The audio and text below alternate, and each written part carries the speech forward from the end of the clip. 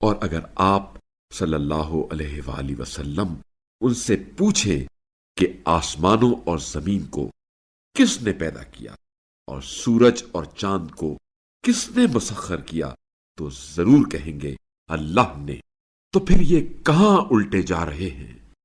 اللہ اپنے بندوں میں سے جس کے لیے چاہتا ہے رزق کشادہ اور تنگ کر دیتا ہے۔ اللہ یقیناً ہر چیز کا خوب علم رکھتا ہے۔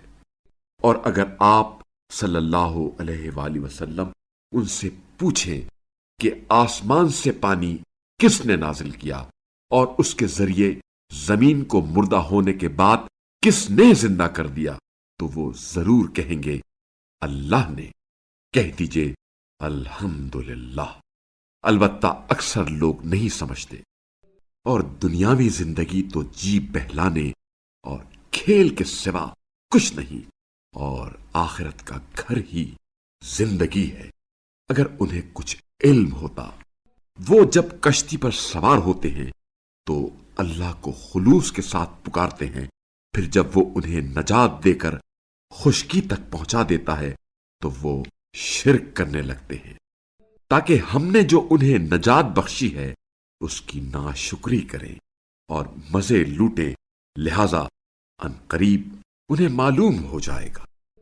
کیا انہوں نے نہیں دیکھا کہ ہم نے ایک پرامن حرم بنا دیا ہے، جبکہ لوگ ان کے گرد و نواح سے اچک لیے جاتے تھے؟ کیا یہ لوگ باطل پر ایمان لاتے ہیں اور اللہ کی نعمتوں کی ناشکری کرتے ہیں؟ اور اس شخص سے بڑھ کر ظالم کون ہوگا جو اللہ پر جھوٹ بہتان باندھے، اور جب حق اس کے سامنے آ چکا ہو تو اس کی تکذیب کرے۔ کیا جہنم میں کفار کے لیے ٹھکانہ نہیں ہے؟ اور جو ہماری راہ میں جہاد کرتے ہیں ہم انہیں ضرور اپنے راستے کی ہدایت کریں گے، اور بتحقیق اللہ نیکی کرنے والوں کے ساتھ ہے۔